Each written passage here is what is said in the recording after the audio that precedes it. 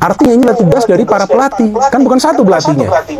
Ada Indra Safri, ada Kurniawan, ada juga Bima Sakti, dan kalau nggak salah nih saya lupa, Eko Purjanto kalau nggak salah ya. Satu lagi pelatihnya lupa saya. Nah, artinya ini ada banyak pelatih. Masa sih nggak bisa kasih arahan kepada para pemain? Sekali udah kemasukan gol umpan silang, coba jaga umpan silang lagi. Dan itu golnya dari para pemain Iran bukan mereka berdiri diam gini terus bola datang mereka sundul, enggak. Tapi mereka melakukan pergerakan, baru kemudian mereka menyundul bola. Sedangkan para pemain timnas Indonesia U20 itu tidak bisa bahkan dari corner itu melompat lebih dulu atau pada timing yang pas untuk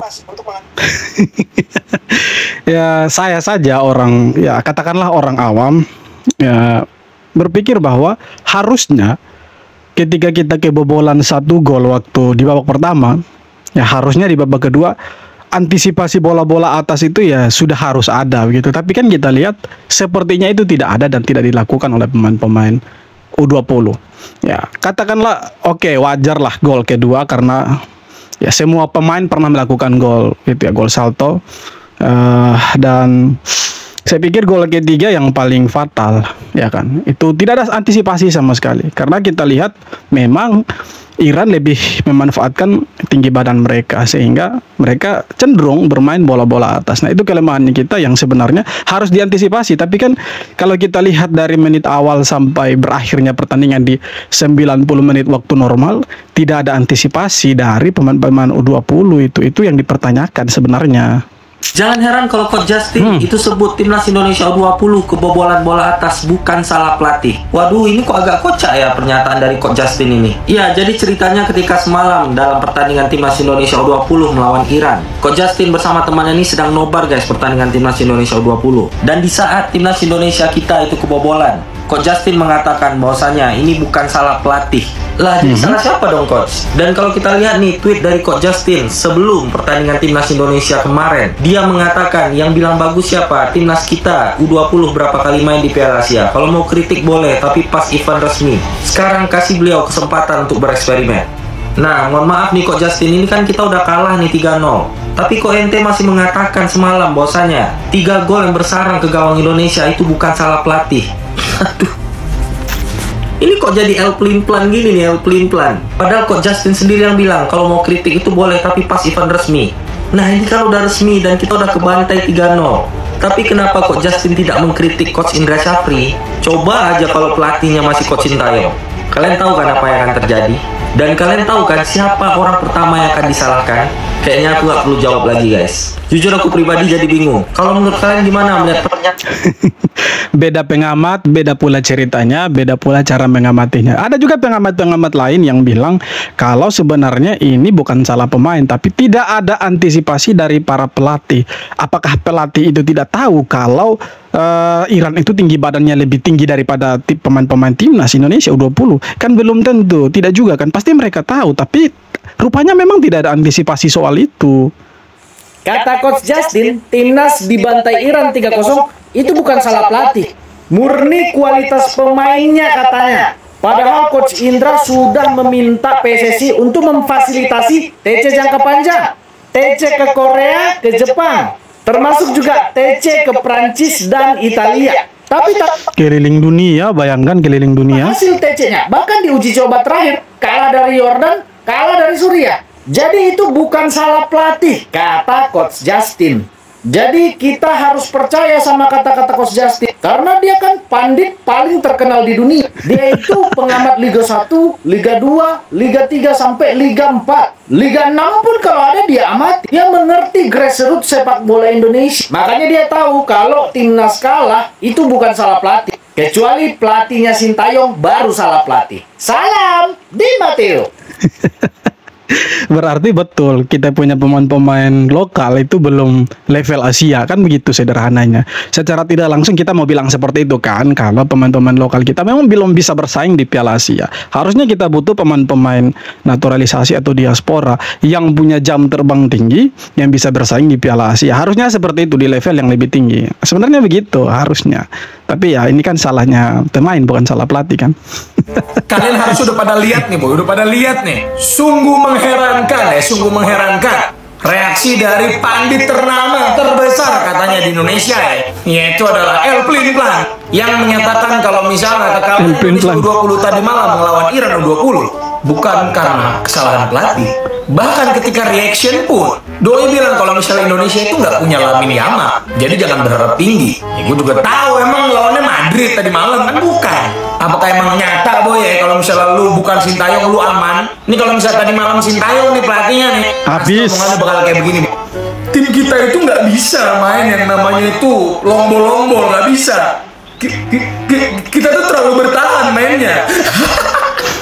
Mungkin ya, Koci tidak tahu persiapan timnas U20 ini udah sematang apa. Masa udah tidak tahu? Pasti tahu. Italia, Ikutu lengkap di Prancis, mini turnamen di Korsel yang ngalahin Argentina, TC di Jepang, Mandiri Challenge Series kemarin lawan Surya dan lain-lain. Dan hasilnya game plan yang tidak berubah dari Piala AFF 2013. Pemain mengandalkan speed, crossing, jarak antar pemain tetap jauh, gak ada off the ball movementnya. Kalau kayak gitu salah pemain. Kalau kemarin waktu misalnya Arkan Fikri mainnya kurang, Hoki Caraka, Arkan Kakak mainnya kurang di Piala AFF kemarin, yang salah siapa? Sintayong. Dibilang nggak bisa kasih pakem strategi. Dah lah ya boy, gue makin bingung makin kesini nih. Dan yang gue lebih bingung lagi kenapa sih nggak ada yang berani ngebantah dia gitu. Kalau misalnya yang gue perhatiin ya, setiap lagi ada podcast bareng-bareng gitu, kayak semua seolah-olah tuh semua orang di sekeliling dia itu yayain aja, perkataan dia tuh diyayain aja, seolah nggak pernah salah gitu. Next match hari Minggu timnas kita akan ketemu Uzbekistan boy. Nanti lah ya previewnya H-1 aja, oke? Menurut kalian gimana? Kalau Abdur Arsyad bilang dia sebenarnya tidak paham bola. Abdur bilang mau bantah, cuma kasihan dia orang tua gitu, tidak enak. Itu Abdur yang bilang waktu di Sport 77 dengan Mamat itu. Tapi memang kalau ya bukan Korea berarti aman. Ya, lu Indo lu aman pelatihnya kan begitu. Kalau lokal lu aman.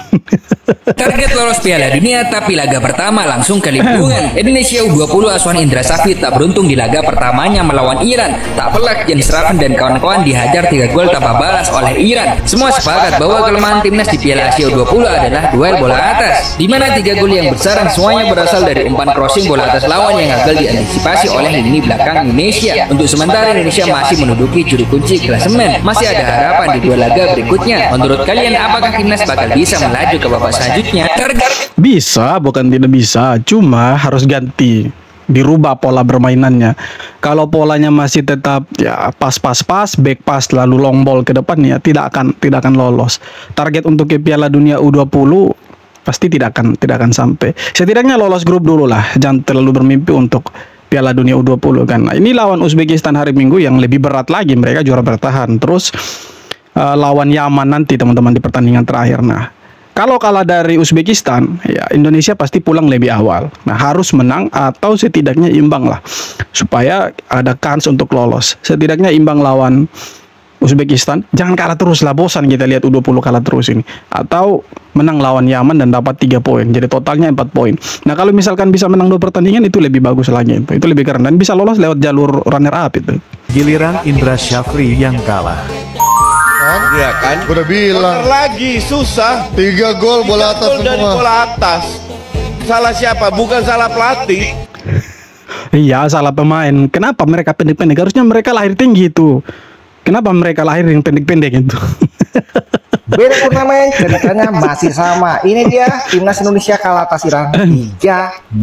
Sebelum kita lanjut, buat lo yang suka sama timnas dan pengen update beritanya terus, follow kan gue. Di pencetatan tambah sebelah, di follow. Sikat turun dengan kekuatan terbaiknya dengan formasi 4-3-3 di bawah asuhan Coach Indra Safri. Timnas Indonesia nggak bisa berkutik. Di babak pertama ketinggalan 1-0 hingga peluit akhir berbunyi, kita kalah 3-0 atas timnas Iran. PR-nya masih sama, kualitas passing, first touch, kreativitas di tengah, hanya bermain crossing dari kedua sayap. Hanya itu, ceritanya masih sama. Padahal ekspektasi gue udah sangat gue turunin guys. Lagi-lagi masih belum bisa enak ditonton pertandingan kali ini. Kita masih punya 2 match, yaitu lawan Uzbekistan dan lawan Yaman. Kalian masih optimis gak? Komentarnya. Optimis mungkin dari 100% turun menjadi 70%. Karena ya sekali lagi di atas kertas Uzbekistan jauh lebih kuat dari timnas Indonesia. Tapi di atas lapangan segala sesuatu bisa terjadi ya kan. Buktinya apa? Buktinya Arab Saudi kita bisa hantam ukur kuat kan di GBK dan kita menang 2-0. Padahal secara peringkat dan permainan pun mereka bagus sebenarnya. Cuma kita bisa kasih kalah mereka itu kan. Nah, untuk lawan Uzbekistan hari Minggu harusnya menang karena harus dapat 6 poin. Kalau kalah dari Uzbekistan, Indonesia pulang lebih awal. Nah, pertanyaannya, apakah U20 di eranya Sintayong lebih bagus? Tentu. Karena di eranya Sintayong itu kita permainannya lebih bagus dan pernah menang juga kan kita waktu itu lawan Suriah, teman-teman. Nah, jadi semoga U20 nanti bermain lawan Uzbekistan dan Yaman ya harus menang lah. Bosan kita lihat U20 kalah terus ini. Harusnya menang. Ini kompetisi yang menurut saya bagus sekali di level Asia, dan kalau mereka bisa menang di sini kan mereka bisa melaju ke Piala Dunia U20 itu, dan kita bisa cetak sejarah loh. Nah, sejauh ini dari Asia Tenggara kan baru Vietnam satu-satunya negara dari Asia Tenggara yang pernah ikut Piala Dunia U20 tahun 2017 itu, teman-teman. Sedangkan ya 2 negara yang ikut dari Asia Tenggara, Thailand dan Indonesia, ini belum bisa bicara banyak. Itu mereka saja kalah dari Jepang kan, itu Thailand. Kita kena hantam 3-0 dari Iran. Jadi kita memang belum bisa bicara banyak di sini. Semoga lawan Uzbekistan ya strateginya dirubah, jangan lagi long ball. Oke lah, berani pegang bola, tapi kalau hanya berani pegang bola tapi tidak berani buat apa-apa di depan gawang, percuma juga, ya kan? Tidak ada serangan kombinasi yang bisa mematikan pertahanan lawan juga percuma. Jadi ya sekali lagi harus berani. Pergerakan tanpa bolanya harus berani. Ini kan satu orang pegang bola, yang lain bingung mau buat apa. Ya yang pegang bola lebih bingung lagi. Kok bisa salah passing pertahanan bobrok. Sumpah Indonesia kayak memang gak diajar passing sama Indra Safri, tau gak? Gila pada pertandingan ini ya. Indonesia harus mengalami tidak diajarkan passing. Kekalahan di laga perdananya di Piala Asia U20. Gila, pertandingan ini sangat mengecewakan, tau nggak? Tapi sebelum lanjut, please klik tombol follow dulu agar kita bisa bersahabat dan kita bisa berbagi tentang berita sepak bola replaynya. Oke, saya tunggu 1, 2, 3. Terima kasih. Ya, di laga perdananya di Piala Asia U20 antara Indonesia versus Iran, Indonesia harus mengalami kekalahan besar setelah dihabisi oleh Iran dengan skor 3-0 pada pertandingan ini. Sumpah Indonesia atau enggak kayak enggak tahu passing, pertahanan amburadul, kayak enggak punya skema. Gila pada pertandingan ini, tau enggak? Padahal di laga uji coba Indra Safri ngomong Indonesia tidak mengeluarkan kekuatan penuh di laga uji coba kemarin, dan sekarang dengan kekuatan penuh pula di ajang resmi Indonesia di Piala Asia. Gila, kayak enggak ada gunanya TC, tau enggak? Salah passing, pertahanan bobrok, enggak tahu. Gila, sumpah mengecewakan. Jadi untuk pertandingan selanjutnya jangan berekspektasi tinggi kalau permainan Indonesia tidak ada evaluasi, tidak diperbaiki, tau nggak? Gimana menurut kalian dengan hasil pertandingan ini? Tulis. Mungkin di laga perdana demam lapangan itu mungkin ya dianggap hal yang wajar. Oke, tidak apa-apa. Tapi kan setidaknya strateginya harus jelas lah. Permainannya jangan amburadul lah, supaya jangan ya malu-maluin. Sudah TC lama-lama, jauh-jauh ke luar negeri, tapi pulang-pulang ikut Piala Asia, hasilnya mengecewakan. Apakah harus diganti? Tulis di kolom komentar itu. Ada angin apa nih? Akun timnas Indonesia ngepost full time pas lagi kalah. Biasanya mah hilang. Tapi bagus lah begini. Artinya menang kalah tuh harus tetap post. Menang imbang kalah harus tetap post. Harus tetap menghargai. Ya, nggak boleh post menang doang mah. Ya, timnas Indonesia harus kena bantai di pertandingan pertama menghadapi Iran U20 yang menurut gua ya ini agak miris ya melihat bagi timnas U20 bermain karena ini gue tidak terima. Kenapa? Karena Iran tidak bermain sebagus betul. Bagus, mereka itu 2 kali kalah lawan China pertandingan terakhir, China 20. Jadi levelnya Iran U20 ya dibandingkan China U20 bahkan lebih bagus China U20. Dan mainnya kelihatan bukan Iran banget, long ball cuma mengandalkan bola-bola atas crossing. Nyeseknya cuma main begitu aja kita dibantai. Gimana nanti ketemu Uzbek, gimana nanti ketemu tim-tim yang lebih mengandalkan permainan yang bagus, bisa 10 kita kalah. Inilah yang menjadi problem. Iran tadi cuma simple, mereka memanfaatkan kelebihan mereka yaitu postur dan set. Secara strategi juga biasa banget. Kita tidak memanfaatkan kapasitas yang dimiliki oleh pemain. Jarak pemain terlalu jauh, main long ball. Gimana ceritanya? Udah tahu pemain kita fisiknya kalah, kenapa tidak main bola-bola bawah? Kenapa tidak bermain sirkulasi bola cepat? Kombinasi. Yang dilakukan apa? Yang dilakukan long ball. Coba. Bagaimana mau menang? Bagaimana mau tahan imbang Iran? Iran long ball, Indonesia juga ikut-ikutan long ball, iya kan? Tidak ada kombinasi serangan main dari bawah, dari kaki ke kaki, serangan cepat, iya kan? Tidak ada itu. Yang penting long ball dan tendang kasih masuk di gawang, itu kan visi misinya. Dan yang saya pikir selama ini harusnya di Piala Asia U20 strateginya keluar, tapi rupa-rupanya tidak. Tapi ada tapinya, teman-teman. Ya, semoga di pertandingan berikutnya mereka bisa menang. Kita doakan saja yang terbaik. Ayo terus dukung timnas. Semoga mereka bisa berbicara banyak di Piala Asia U20 ini. Ya, kita juga belajar dari timnas U23 waktu di Piala Asia. Masih dipegang sama Coach Shin. Itu kan di laga perdana lawan Qatar kan kita kalah juga.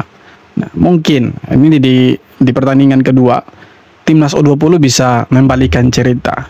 Mungkin di atas kertas Uzbekistan di atasnya kita, tapi ya di atas lapangan yang semua bisa berbeda lah, beda ceritanya. Jadi ya kita harap mereka bisa rubah pola permainan, strateginya bisa dirubah lah supaya mereka bisa menang. Bosan kita lihat timnas U20 kalah terus.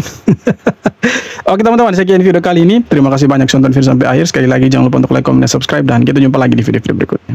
Hormat.